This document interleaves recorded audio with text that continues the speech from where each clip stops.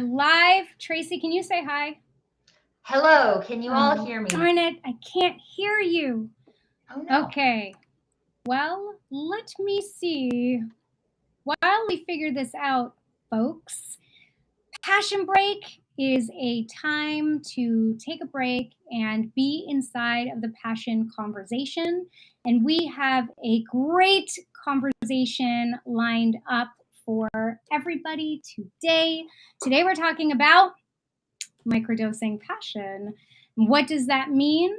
Well, we formally know microdosing and more of, let's call it, the pharmaceutical.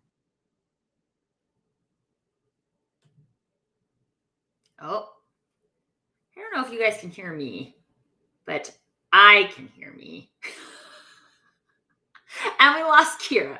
So we're going to wait for her to come back. But hi, Hal. We see you in the chat. We are excited for this one, too. I don't know how much I want to introduce before Kira comes back, because I know she had a grand introduction that was planned. Oops, I know, right? What are you going to do?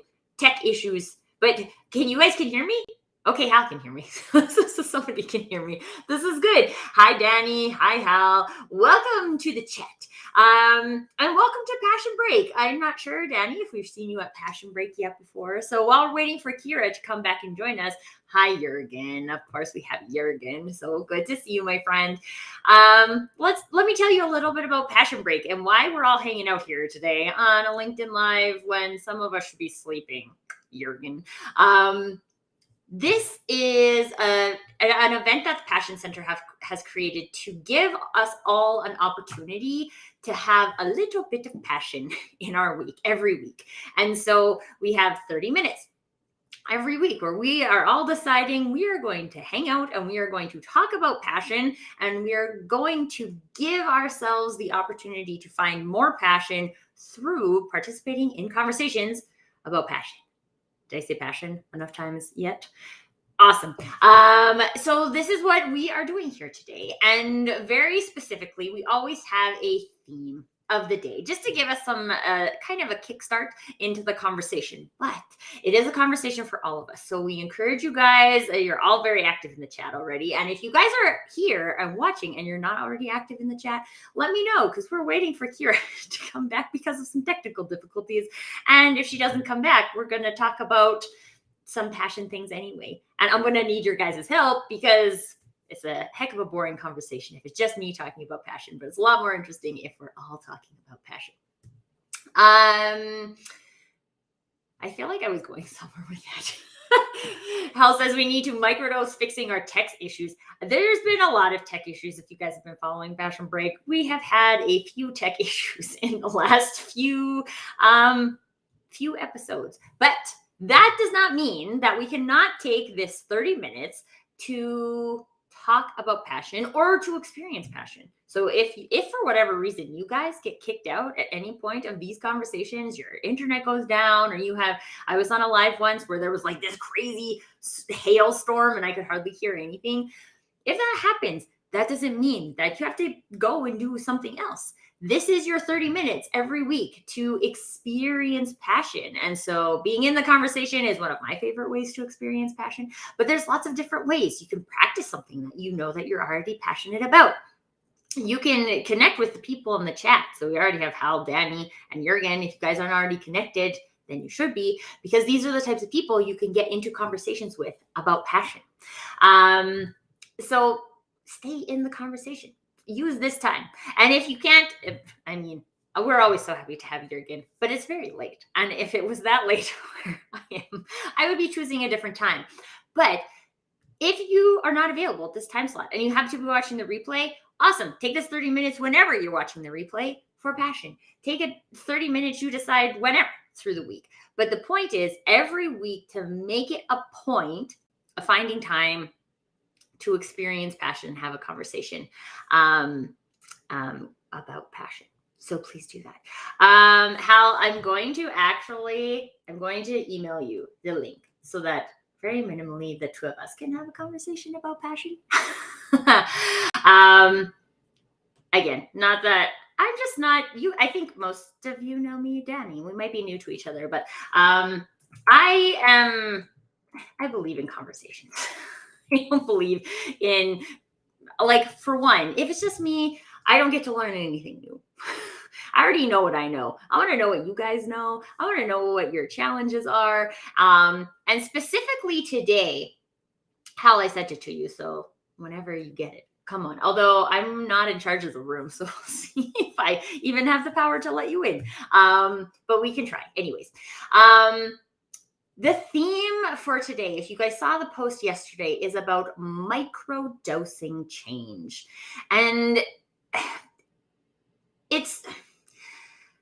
I think it's one of those concepts where I believe people kind of get it, right? Like we're like, okay, well, we're just gonna like change a little bit of this and change a little bit of this, and then we microdose change about getting more access to passion by coming to a 30 minutes weekly to have a conversation about passion, and then pretty soon things just look very different. But I'm going to be very honest with you guys and tell you that I'm straight up not the expert on microdosing change. Kira is very much the expert on microdosing change, and I'm not sure what has happened to her today. It makes me very sad that she's not here. Hopefully she's coming back. I feel like this is now like some kind of computer reboot scenario that we're dealing with. But I do know that Hal, whether or not you're able to join us live, you've had a lot of conversations with Kira about microdosing change and how that has impacted you.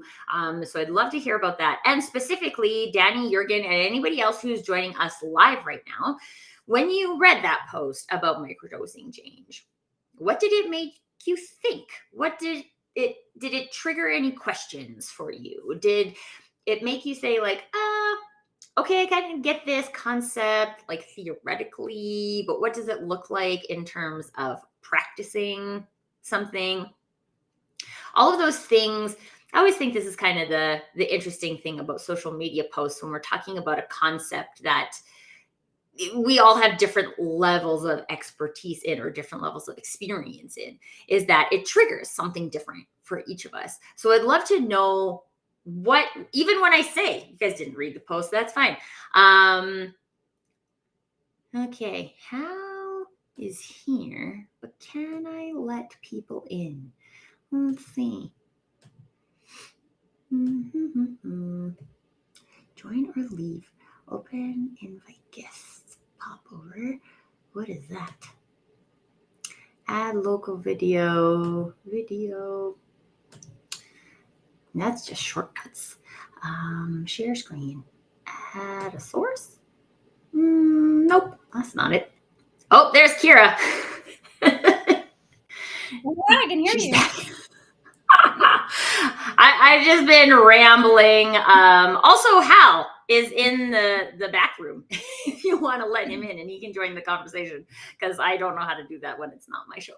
Wait, listen, I have no idea, but Tracy, you are a trooper, and can we just like applaud Tracy for carrying that? I really, really value you. Technology. What the heck? Well, since Hal is here, maybe we can just pop him in. So come on in, man. You're here. There you go. We've got Hal. From the chats to the stage, welcome Hal Eisenberg to the conversation. Do you want to introduce yourself real quick for those people that don't know you? Which it's like you're here every week, so I'm pretty sure they know you, but oh man, I can't hear. Oh no, we can't hear Hal. Is anything going to go right today? Anything? Well, I'm appreciating this comment from Jurgen about how I tried perfectly well to be an entertainer. I just about pulled out some like, it would have been funny to watch me try and juggle because I've always thought I wanted to be a juggler, but I don't actually have any kind of juggling skills. My son thinks it's hilarious though. I can't. So it's all good. Okay, so where did we leave off? Tracy, what did you say? So I kind of introduced the concept of microdosing change. Okay. Danny, Hal's back in the chat. Welcome back, Hal. Oh, next week. We got you, buddy. Next week, you are fine. So Danny is sharing in the chat that we can all interpret microdosing differently. And so he'd love to hear what others have how others think about it. And Kira, I myself would love to hear what you think about it, because you chose this topic. And I feel like generally we pick topics because it's become like very obvious either for us or in a conversation that we've had with someone else. Yes. Okay, so this is a concept that we had brought to the table a couple of years back, and we had a lot of conversations over the years around how we can help people move through fear. So one of the things that the Passion Center does really well, not to toot our own horn, but really to toot our own horn, is that we're able to move people through these very challenging emotions when they're disrupting their life. So when you think about it, when anytime someone goes after their passion or thinks about wanting to go after their passion, it's a very complex situation to be in, because you got to break down a lot of things in your inside of your existing life to go after the things that you want out of life. Tracy had to do it. I had to do it. It's a self-disruptive process that is a hella uncomfortable, very liberating, but it is a journey. And why people don't make the move, or actually one of the many reasons why people don't make the move, and we also saw this in a poll we recently did as well, is that there are complicated features inside of our situations that stop us. So features like whether it's money, whether it's time, whether it's a story that they can't actually, or it's not available to them to go after, or they dismiss it entirely and think it's a pipe dream. There's a belief that's under there. This all adds into a level of fear.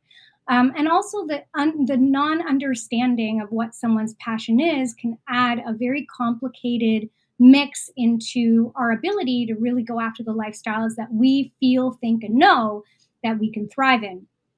So we wanted to break this down in a way that was comprehensible and in a way that was practical for people to apply it in their everyday life in order to move towards the thing they were scared of doing. So we've worked with a lot of different people. One person in particular wanted to become an author. That was her thing. She wanted to write. She wanted to get her work out there. The problem was she was so scared to make that move. It was too big for her to be able to conceptualize. And she struggled a lot with wanting to do it, but not doing it and procrastinating on it. And she didn't understand why she was procrastinating on the thing that she really wanted to do, the thing that she really loved. And what we learned was that her brain was in what we call halt mode. And what happens is when we want to go after something, but we don't have any data that lets us know that that thing is going to be successful, we have a mechanism, a feature in our design that says, stop, don't do anything. Because if the brain in its archaic design thinks that any move that it can calculate may lead to your death, it's not going to make you do it. So the thing as simple as getting out there and writing was becoming paralyzing for her to actually do. This is where microdosing started to become a feature that we use with a lot of our clients. Have any of you read Atomic Habits at all? Raise your hand, drop it in the chats. But it's a similar concept to this. So the Hormesis Effect is what the microdosing conversation is all about. And microdosing is the ability is the understanding that when you take something that can be really bad and you put it into small doses, it can actually be very good for your body. So we know saunas, ice baths, they're all applications that are healthy for our bodies because we are putting ourselves in adverse situations in a controlled setting, which helps to build the body's resilience over time. And we do it, we know about this in the world of psychedelics as well, where we take some, drugs and we microdose it to very small amounts so the body can actually take the juice from what it is, and it can create some exceptional superpowers, like increase our ability to be creative, increase our ability to form new neural networks. It can help with trauma regulation and a lot of other things, and that's all been studied. And the reason for that is that we're controlling the dosage. Same with passion. One of the reasons why passion is healthy for the body is because you're putting your body into stress, but controlled levels of stress when you're going after the things that you really want to do, and that's enjoyable. And so that's known as eustress, which is different than distress. This is like a lecture. I'm going to really have to, I'm like, there's a lot of background here, but leave it to say that things that seem big and that are very, you only have audio. So the things that keep going. We're going to just keep going. So the things that can be what we perceive as really bad could be handled in microdoses. So when you take that concept and you apply it to something like fear, right? The reason why we get scared of things of the unknown is because they involve multiple different areas of our life that we have no ability to calculate if it's going to go in a direction that's positive or if it's going to go into a direction that's negative.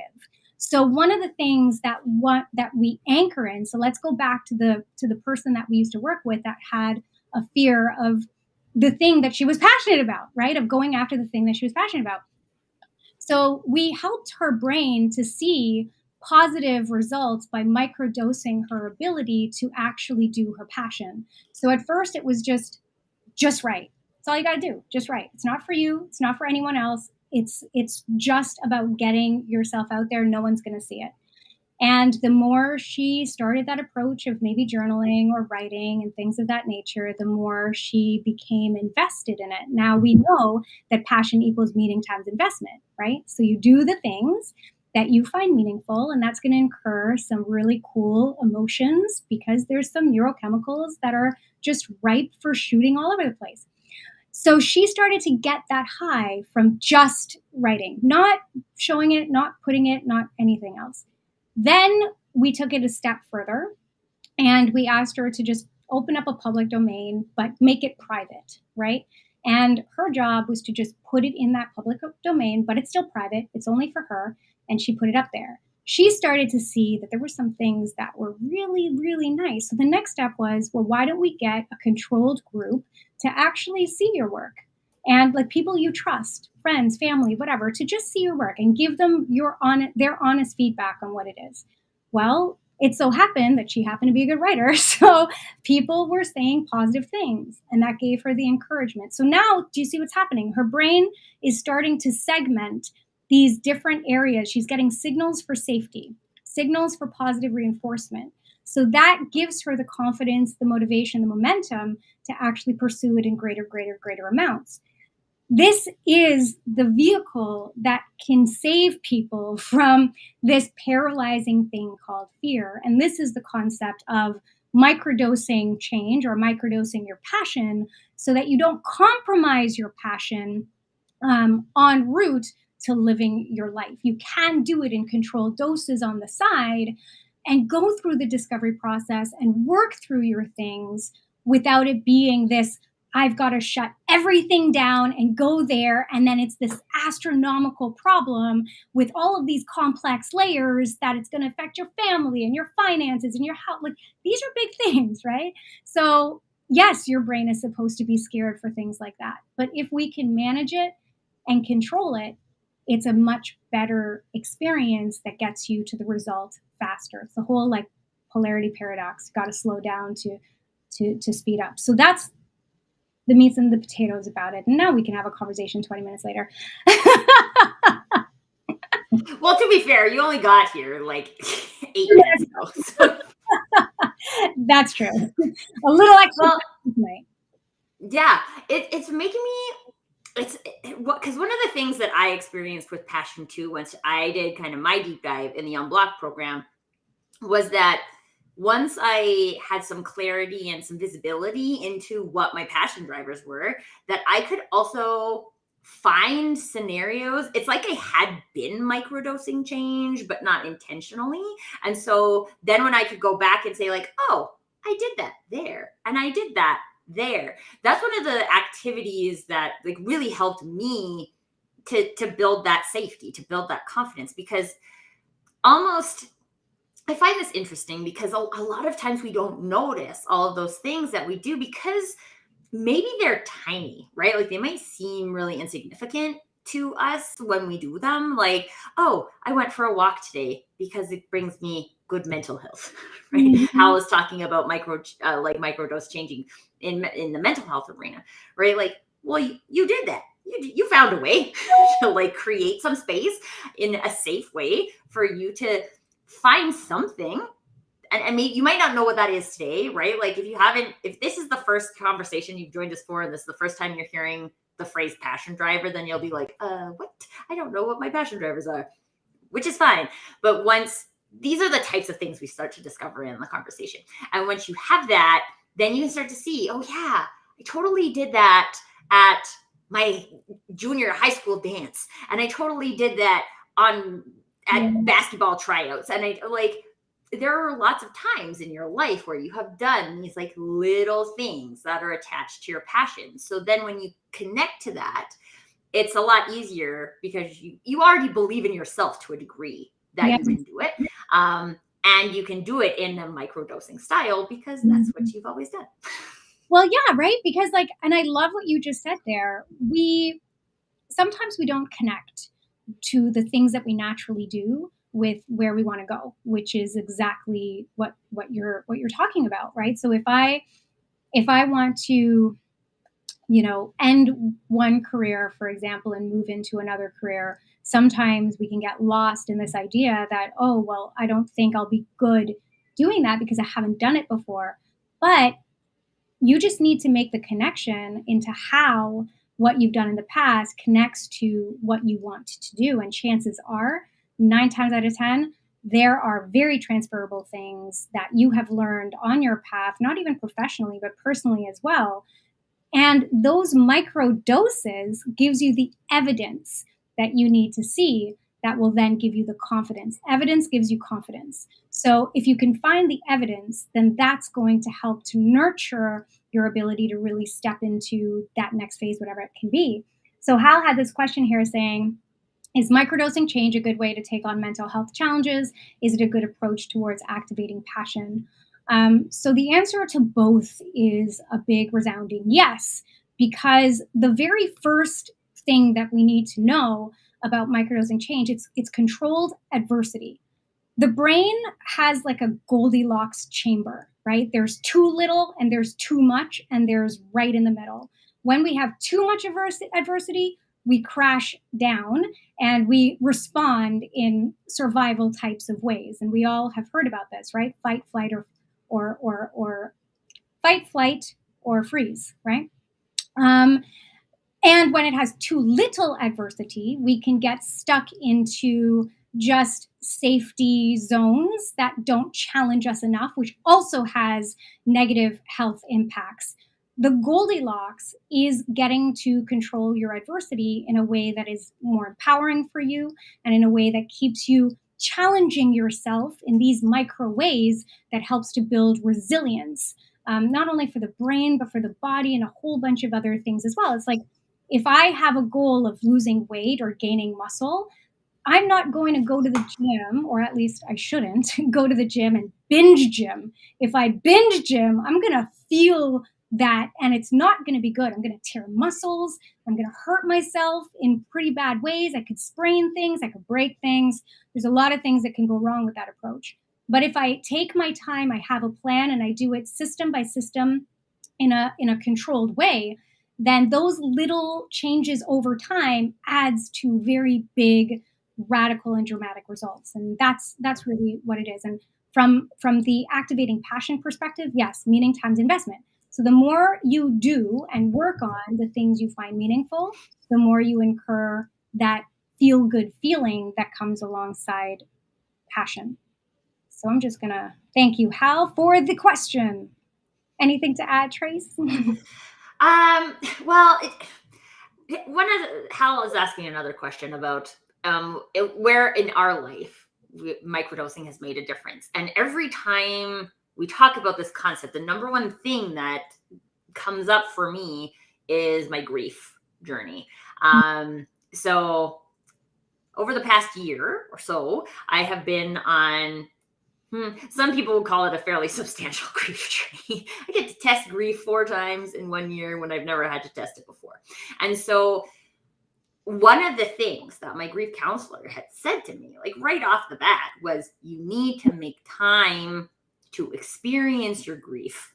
And grief is painful, but this is something that is actually really relevant in the realm of passion, because most of our passion comes from pain. So if we don't create space to feel the pain, we won't. We can't do it in the future, right? We have to try and do that. And the microdosing for me was so helpful in that scenario, because in order for me to like check it off the list, I could just be like, okay, I'm making 5 minutes available today to just be sad or to experience, because grief is a weird journey. It's like to experience my grief however it's showing up today. And then when I did it for 10 minutes or 20 minutes, it didn't feel so bad. And then I finally got to the point where I'm like, oh, this is like very, not that it's great sitting and being with your grief, but it's powerful in a way that helps you move into a different version of you. Like change, right? We're talking about microdosing change, right? This new version of me who gets to think about the people that I have lost with love, and mostly just with love, all the love, instead of all the sadness. And that was a journey for me, but the journey doesn't happen. It's a journey of 1,000 steps, right? And the microdose is one step. And so whether it's accessing more of your passion or experiencing your emotions to a different degree, microdosing can be very, very powerful in just making you feel comfortable with the discomfort. And I think that, yes, I love that, getting comfortable with the discomfort. I feel like that's the life of an entrepreneur. Like you just gotta get comfortable with feeling the discomfort. And I think Tumo here, he made a comment.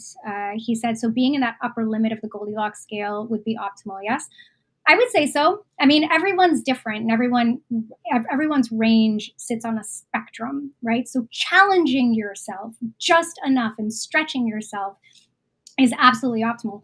I mean, you're the expert on flow as well, and this is known for flow states. You've got to be in that challenge, that little bit of stretch that exceeds past your talent, and that gets you into the present moment, because it's just that challenging. When we're talking about experience, I was just in Newfoundland this last weekend, and I got to tell you, I needed it. Like it was just, if you've never been, it's one of the most beautiful places. And I called it like the Italy of Canada. Just the landscapes were just beautiful. But there were these hikes that we had done, and there was one in particular, and I like hikes, right? I like the challenge, but let me tell you, this challenged me. There was a lot of different terrains. It was very rocky. There was branches. Some of you had to hold to leap over somewhere else. I felt like I was going to die in 5 different times. But afterwards, I remember just feeling so good about it, because I couldn't even have a conversation. It was just, I was in the moment. I was engaged. It was a full body workout, because you have to maneuver in all of these different ways. And I remember just thinking that the lesson in this is to always be in something that challenges you to a degree that keeps you focused on what you've got to do. That's how the engagement with life happens. It's a participation, it's a dance, and it's a bonding between you and this other thing. So 1,000%, getting yourself in a position where you're not comfortable, but you're stretching to that degree is a form. And I'm not even going to mention the neural networks that starts going off inside of you and forming when you give yourself these types of challenges. So you're literally changing the infrastructure of your body as you're doing that, which again, your body loves this stuff. Like that's what sends off all of those neurochemicals that helps you to experience that feel good drive. Here is another question that came through. Tracy, do you want to tackle this? What are your recommendations in terms of deciding what you wish to microdose first in your life?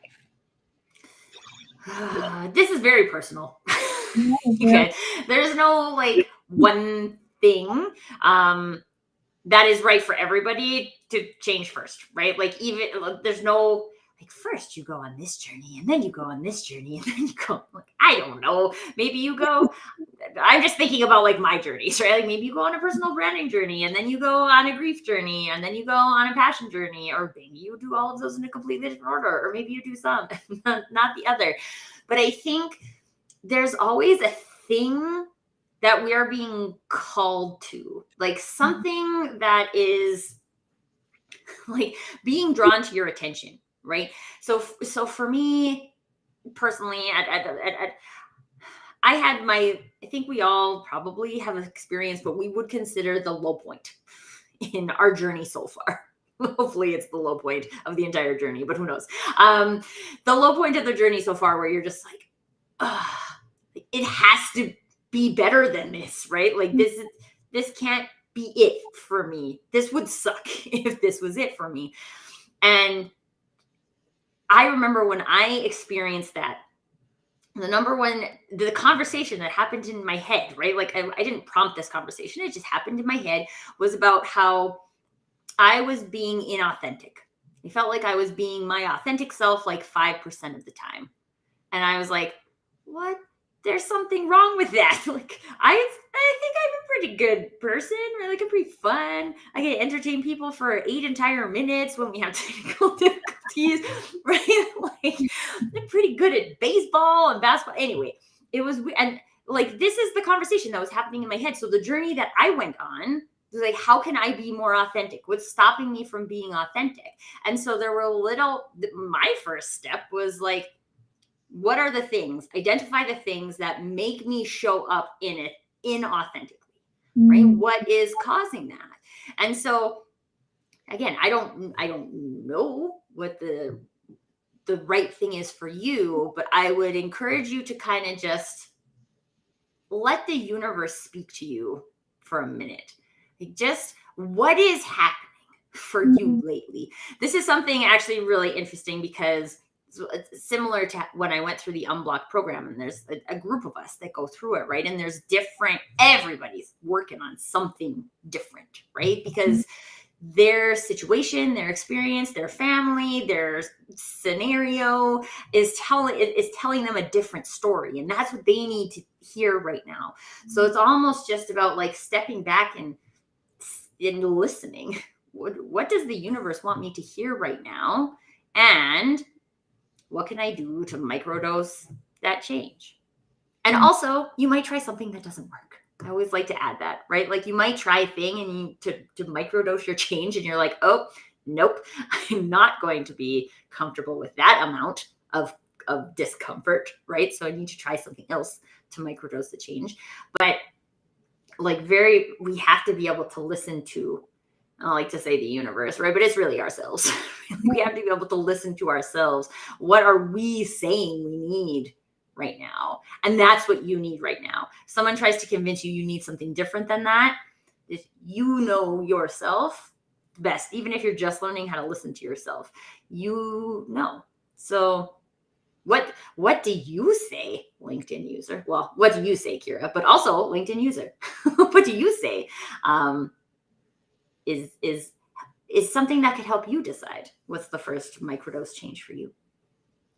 You bring up such a good point, right? Like, and this is probably why we built Unblock to be as personalized as we have, because there is no impersonal way to answer this question. And I think a lot of society looks for the 3 steps to solve X, right?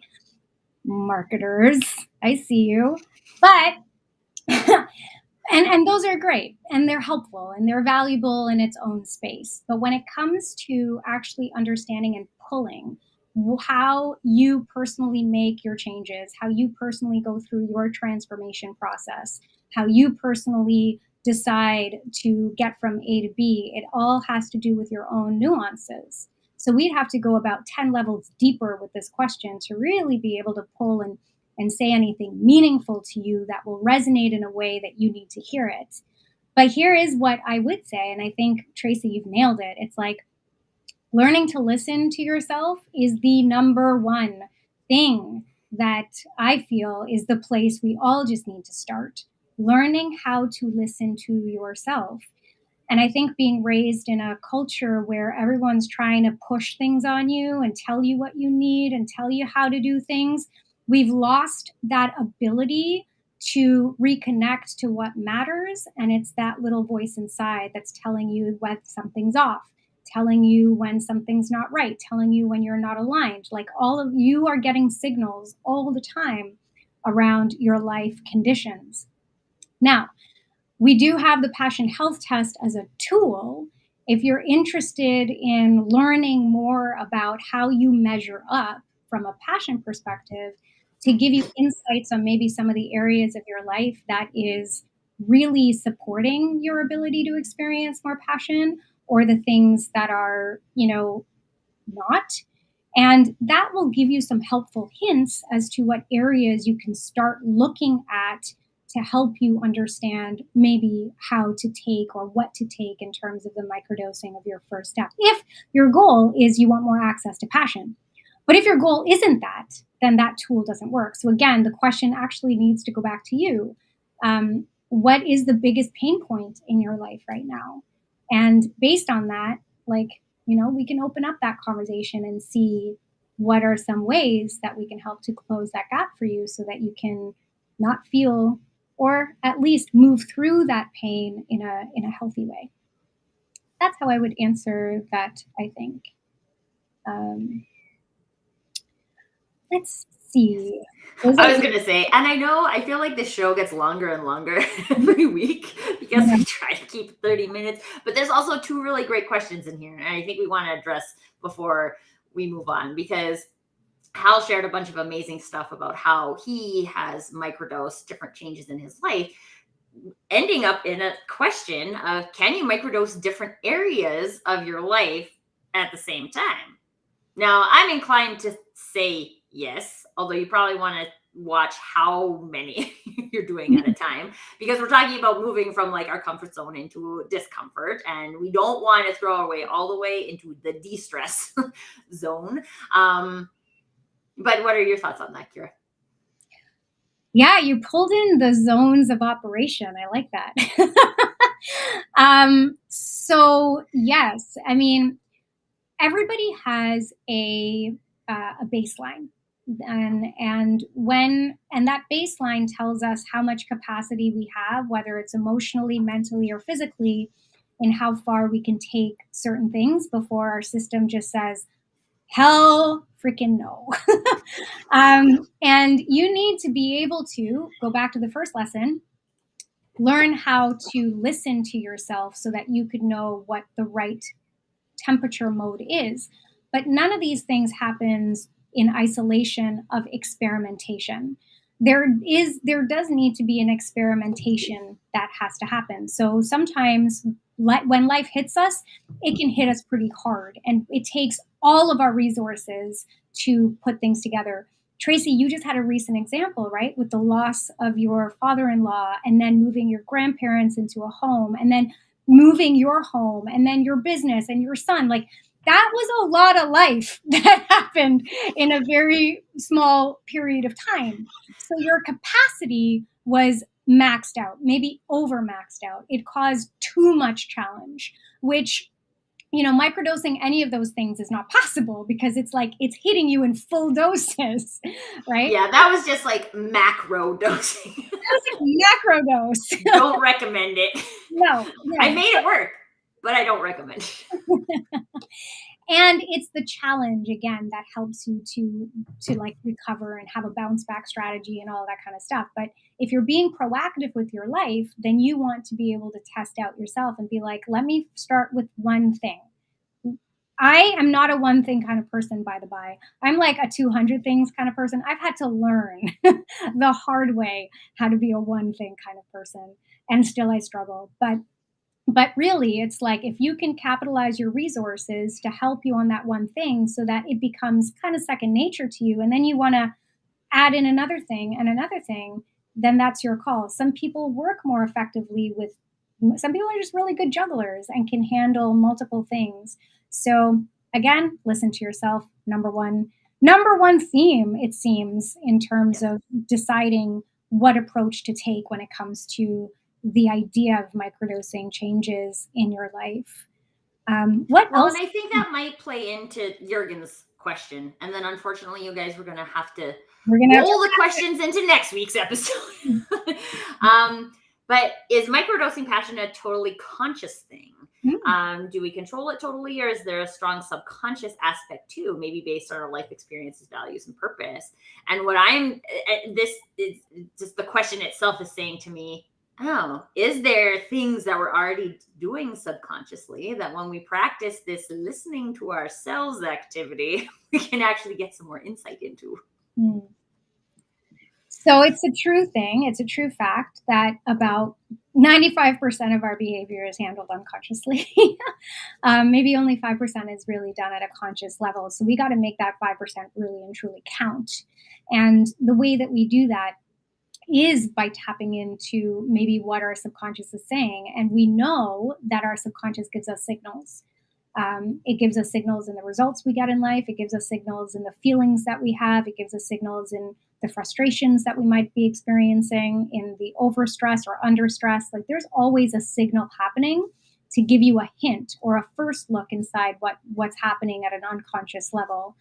But in terms of microdosing passion, if traditionally before this language, that's what we would have to do, right? We would have to have a pull, or some people call it a pull, some people call it a calling, some people call it like an attraction. But there was a language that people would naturally want to move towards. Where it gets tricky is that there are unconscious aspects that can stop you from making the appropriate behavior and the action to go in that direction. So it can actually, your unconscious can work for you or it can be working against you. And as humans, it's our job to understand the language of our bodies. It's our job to understand the language of what it is, the feedback system that our bodies have designed. It's our navigation system. And so, returning back to that sense of self is the almost like the one thing that we all just need to learn how to do in order to do that. That's why it's been such a huge focus for the Passion Center to introduce programs into the marketplace that can help people understand, decode, and decipher what their internal landscapes are saying. Because a lot of passion, a lot of the ways and why we feel passion, a lot of the values that we have, a lot of the purpose that we move into first happens at a very unconscious level.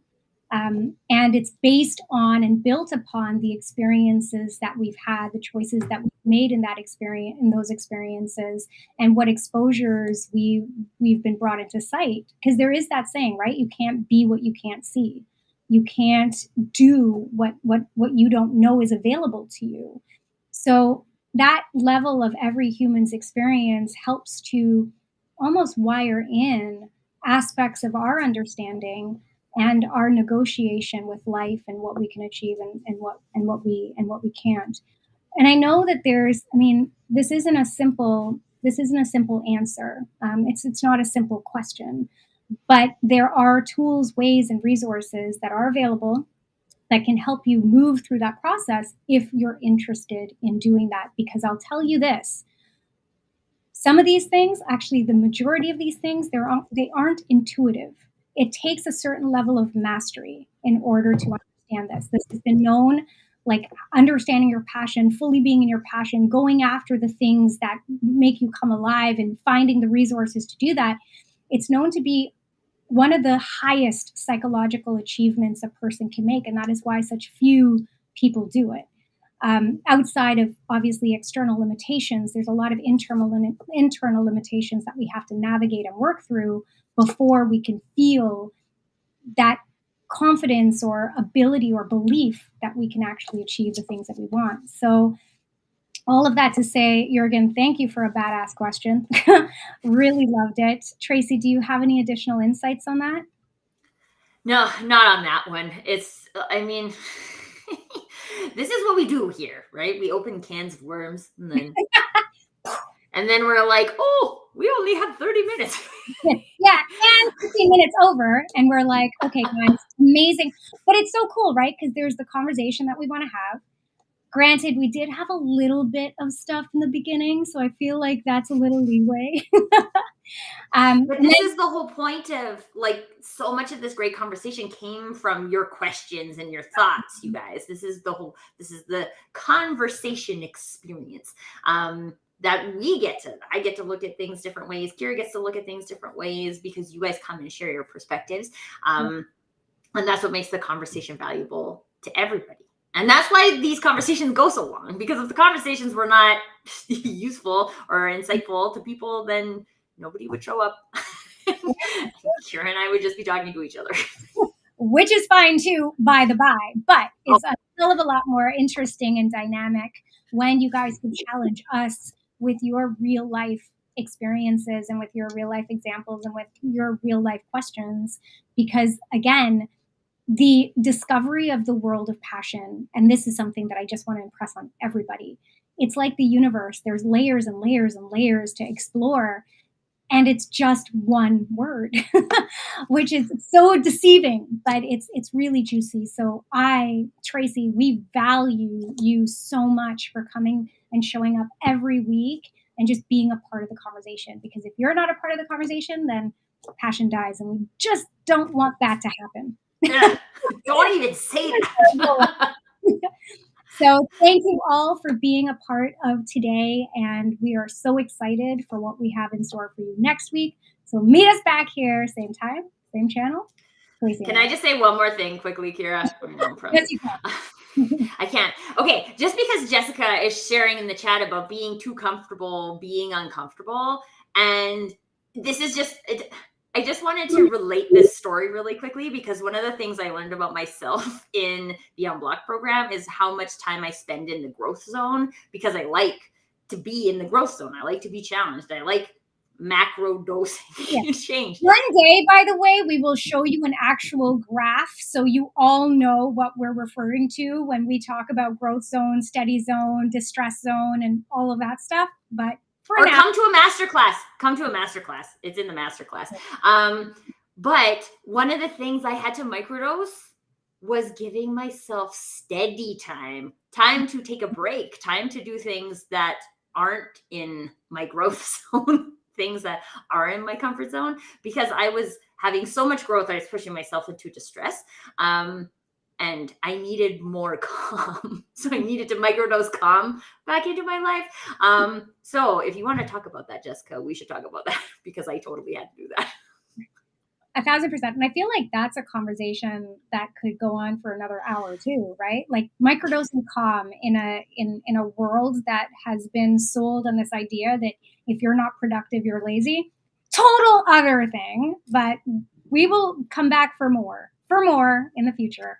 Thank you guys so much for being here. Tracy, me, we love you. We appreciate you. We value you. And we can't wait for next week. Have a great rest of your week and weekend, guys. Bye for now. Thanks, everybody.